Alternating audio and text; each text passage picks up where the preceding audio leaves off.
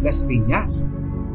Ang Las Piñas ay isa sa pinakamaagang nakipag-ayos ng pangingisda sa baybayin ng Manila Bay. Pinahayag ito bilang isang lalawigan ng Maynila noong 1762 o 1797 ng isang historiador ng Espanya na si Agustin.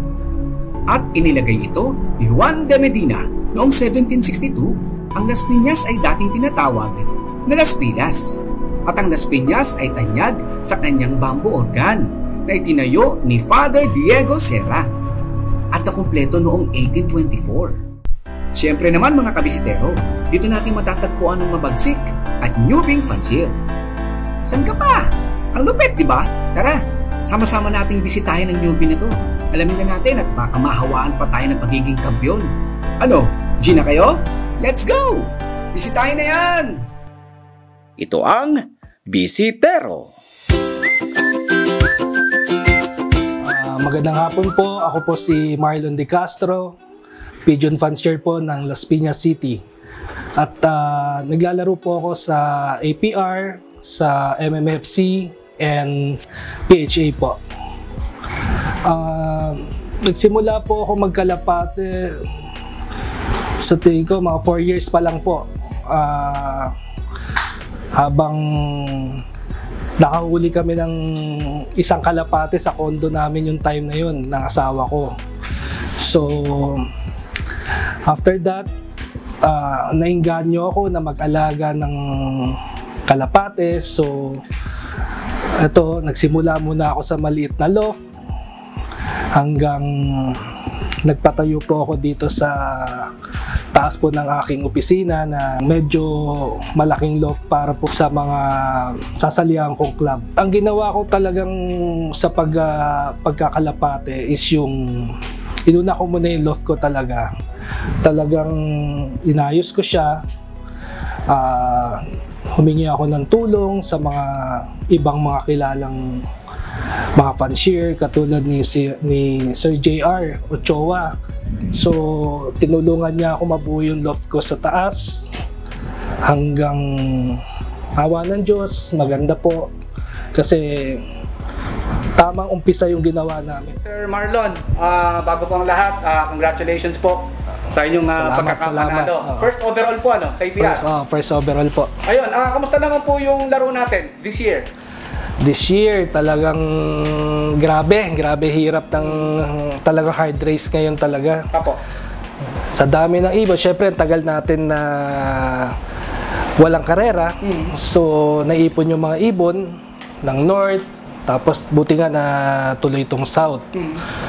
Pero napansin namin na sobrang hirap talaga kasi actually natapos ang race, parang 4 birds lang talaga natira sa amin. Mula nung training na yun? Simula training. Wow. So, ang dami naming nilaro, nilaban, pero bawat lap talaga nauubos eh. Unti-unti. So, malaking challenge talaga rin to sa amin ngayong taon na to. Lalo na sa akin, tsaka sa ako sasabihin ko newbie eh. Newbie loftman ko eh. Kasi nawala yung loftman ko dati. So, nag-ano na lang ako, bali kumuha ko isang tao ko dito sa business ko. So, yun nga si Boyet. Si Boyet ngayon ang aking loftman. So, talagang newbie, walang alam sa ibon. So, pasalamat din ako talaga dun sa mga mentor ko. Isa si Christopher Lim. Yun po yung mga tumulong sa inyo habang naglalaro. Yes, si Sir Chris, si Sir Raymond Asur. As in talagang sabi ko, medyo malaking challenge sa amin itong ngayong taon na to kasi biglang nawala yung loftman namin, di ba? So, awa ng Diyos, si Boyet, actually, ang loftman ko na to, mabait eh. Handa siya matuto. Hindi siya nagmamarunong o basta kung ano sabihin namin. Ina-apply niya para sa ibon? Yes, kasi importante naman sa loftman, una-una malinis dapat sa loft, di ba? Para hindi maiwasan natin yung mga sakit. Tapos, nakikinig siya. Yun ang importante. Sir Marlon, Nakita ko po yung resulta nyo, yung mga pinost doon sa Facebook. Ano nga po uli yung mga pinanalo nyo ron, mga nasa rank? Kasi nakita ko doon, ang dami. Pwede nyo po bang sabihin sa atin, sa mga nanonood sa atin? So nakuha po namin yung first overall ng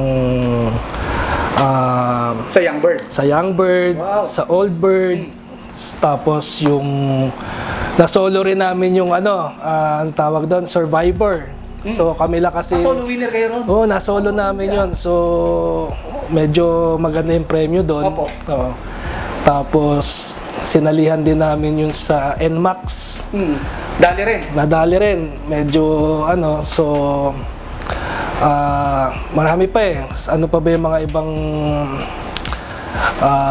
napalano na namin? Nakita ko doon lahat, puro first eh. Totoo yun, sir, no? Totoo, kasi actually parang dalawa lang po kami nakapagparating ng Tacloban. Opo. Yung time na yun. Tsaka may butas yun na isa. So, pang rank 23. So, ang live ng APR before is 22. Pang 23 kami yung time na yun. Okay. So, sabi namin ni Boyet, nako, sana naman magmilagro tong ibon na to. So, dalawang ibon na lang talaga natitira namin. Opo. So, awa ng Diyos, nadala na naman sa dasal. Katingin ko. Iba talaga pagdasal, no? Oo, iba.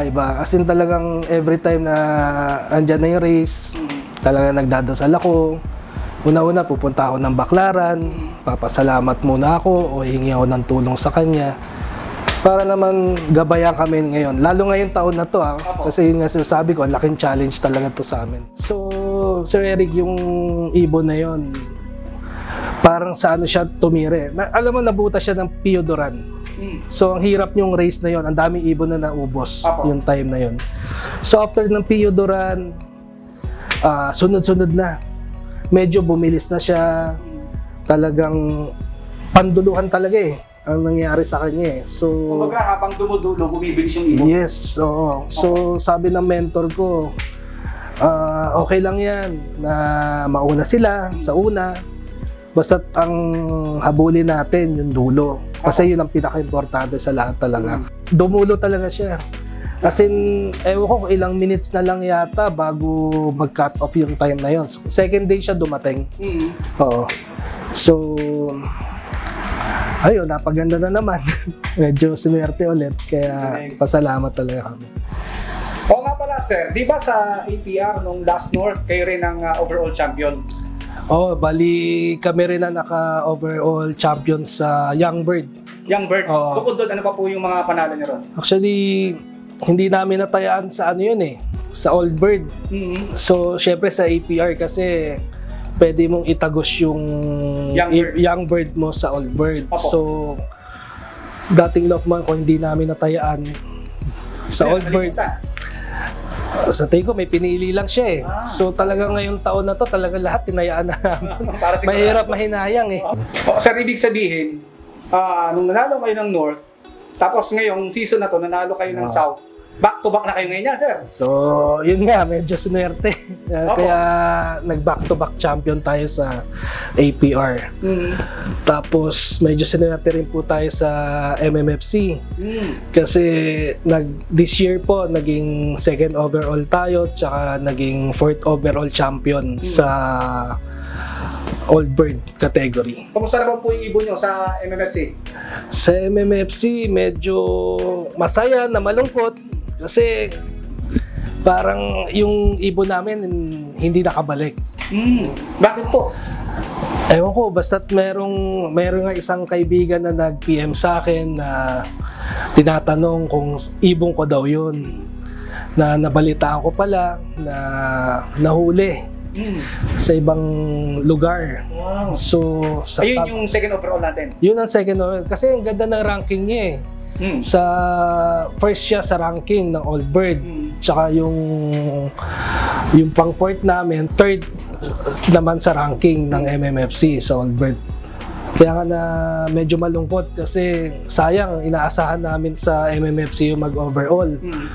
So, kaya pala gano'n na nangyayari kasi hindi natin maiwasan talagang ano nangyayari sa ibon eh. Ito, sir. 'Di ba? Hindi natin alam kung nalalambat o yan nga nahuhuli o so sana maiwasan din natin yan, yung mga lambat-lambat na yan. Sana mapagtulungan natin lahat na maiwasan na o maalis talaga yung mga yan. So, yun nga, isang kaibigan natin nag-PM sa akin na, "Boss, ibo mo ba yung etong number na to?" So, hindi ko na sasabihin ko ano number. Sabi ko, "Oo, sa akin yan." Kaya pala hinihintay namin, hindi dumating. Nahuli pala. Okay. So, nakakahinayang. Siyempre, overall champion ka, second overall, pero wala sa atin yung ibon. So, nakakalungkot din. Siyempre, iba pa rin pag nandito yung hawak natin, pwede natin siyang i-breed ulit para yung mga anak nila mailaban ulit natin sa next season. Yun nga. Sir, marami nagtatanong nito, no? At sigurado yung ibang mga kabisitero natin itatanong pa rin sa akin yan, sir. Bloodline ng ibon nyo? Bloodline ng... Or yung baseline? Mismo. Baseline dito. Actually marami kaming mga line talaga dito. So, this year, kasi every year iba-ibang line talaga ang medyo tumitira sa amin. Oo. So ngayong year na to, masasabi ko na ang line namin yata ngayon is De Bruxelles tsaka Jansen. Okay. Oo, so yun ang naging baseline. Yung Tapos, sa Abuyog po ba? Pareho lang? actually sa Abuyog, may part pa rin siya ng De Bruxelles, pero iba naman yung pair niya. Okay. So, ibang line din yung kinuras namin doon. So, ang ginagawa naman kasi namin dito is parang imported to local. So, ayoko, isang experience na namin, no? Actually, newbie talaga kami sa mga ganyan. Wala kami masyado alam. So, kinukross lang din namin. So, Diyos, maganda, lumabas, nananalo naman sila. Apo. Ano po ay advice mo sa ating mga nanonood? Lalo na sa mga newbies. Actually, newbies, dumaan ako dyan. Actually, newbie pa rin ako ngayon eh. Kasi hindi mo masasabi na ano tayo eh, veterano na eh. Kasi for almost 4 years na nag-iibon tayo, ang dami natin natututunan every year o every na ganito pala mag-ibon, 'di ba? Dapat ganito gawin mo o kaya papayo ko lang sa mga newbie, dumaan ako diyan sa mga ganyang pag-uumpisa. Para akong wala akong alam sa pag-iibon talaga dati, Sir Eric. Ang hirap, pupunta ako ng expo, bibili ako ng mga ibon doon. Kung sino ba yung mga sikat nating, yung mga iniidolo nating fancier, nandun, di ba?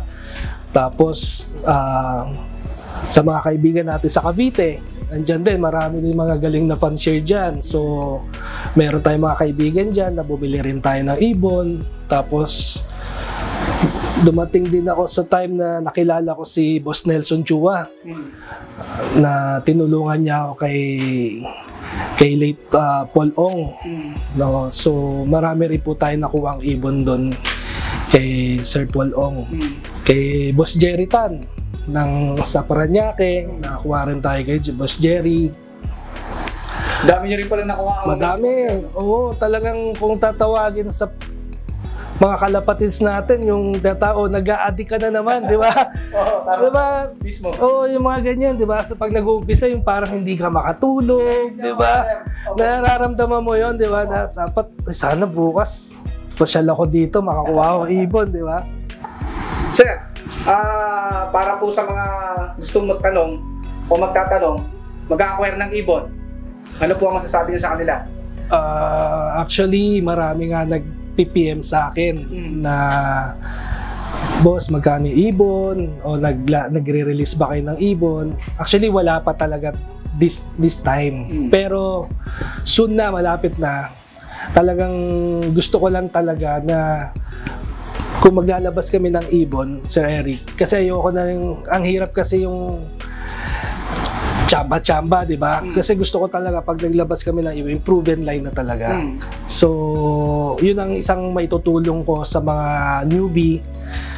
If ever man na makakuha kayo ng ibon dito, sisiguraduhin namin na talagang proven line na yun talaga. So, baka ilabas namin newbie line. Oo, newbie line. Opo. So, para sa mga newbie, para hindi na kayo maligaw. Susubukan na lang nila. Susubukan nyo na lang, alagaan nyo na lang, makatulong po sa mga pan-share natin po. Tama. Sir, meron po ba tayong idea kung mga ilang points yan para meron po silang idea para mapag-ipunan nila, lalo na yung sa mga, alam mo naman sa points, nag-aaral na ng konti. oo nga. Sa tingin ko naman, hindi naman sobrang mahal. Tama lang. Oo, tama lang. Ayan. Kasi actually kami rin, ang hirap bumili ng mamahaling ibon. Opo, totoo naman po. Nakakaawa na na parang ang hirap di ba? Tuition fee na naman, di ba? So pag na-release kami, sa tingin ko hindi naman sobrang mahal, pero depende rin. Kung talagang finisher siya, Yes, sir. di ba? Iba naman syempre yung presyo nyon. Opo. Tapos yung talagang full brother o full sister na talagang kinuros namin doon. So, depende, pero affordable, hindi masyadong mahal sa tingin ko. Para sa mga newbie natin. Ayan, mga newbies dyan. Ito na yung pagkakataon natin para sa mga ibon na newbie line ni Sir Marlon. Ayan, talagang pag sinubukan nyo, yun ang simula ng pagbabago. Sorry lang, no? Ayan, mga kabisitero yung mga sinasabi natin kaninang mga i-acquire na ibon, abangan po natin yan. Yung mga newbie line ni Sir Marlon. Ayan, awit yan, astig yan. So talagang proven na talaga. Susubukan na lang natin, mga kabisitero. So, Sir Eric, Opo. meron akong regalo sa'yo. Etong ibon na to is Katbalogan finisher to ng MMFC. Basta gusto ko manalo nito yung mga subscriber mo So, ito regalo ko to sa'yo. Finisher to para sa'yo to sa'yo. Finisher po ito Sir Marlon? MMFC. MMFC. Katbalogan. Wow. Una sa lahat, tayo nagpapasalamat mga bisitero kay Sir Marlon dahil tayo po ay pinagkalooban ng pang-raffle natin. Ayan, ito po ay kaloob ni Sir Marlon sa atin na mapupunta sa inyo. Ira-raffle po natin to na napakagandang ibon, may tatak pa Yan, MMFC. Sariwang-sariwa. Finisher po to, ng Katbalogan, MMFC. Yan, sa kaloob sa atin ni Sir Marlon, yan. Makakarating po to sa inyo. DMC Love Newbie Line! Ako po si Marlon De Castro ng DMC Love. Membro po ako ng APR, MMFC at PHA. Bisitero, maraming salamat. Ang napanood nyo ay ang pang 36 episode. Raffle tayo mga kabistero! Paabutin na natin ng 15 subscribers para mabunot na ang mapalad na mananalo. Hindi naman tayo siguro lugi dito. 2021 MMFC Katbalogan Finisher. Kaya i-share, i-like, subscribe, at i-click na rin ang notification bell. Paabutin na natin ng 15,000 subscribers yan para mapunta na sa magwawagi ang malakasang ibong ito. Go, go, go! 15,000 subscribers! Sana all! Kaya abang-abang lang tayo dyan mga kabisitero para sa ating mga mechanics. Bago ang lahat, magbisitero, shoutout muna tayo. Shoutout nga pala, kina Loreto Gregorio, LG Loft, Jober Castillo, Mark Tabiraw Loft ng Santo Domingo, Quezon City, Jude, Alexander Antonio. At syempre, shoutout din sa Team Out of the Box, sa dalawang malupit na photographer at videographer, kila Sir Marvin C. Herrera at JC Alex. Sa lahat ng bumuo at tumulong para mabuo ang vlog na to. Shoutout din sa sakalam na friend ng ating Sir Marlon. Thank you, sir! At sa newbing Lofman, salamat, Boss Boyet! At syempre, shoutout din na lagi nating kasama sa bisitero, Ronnie Cruz.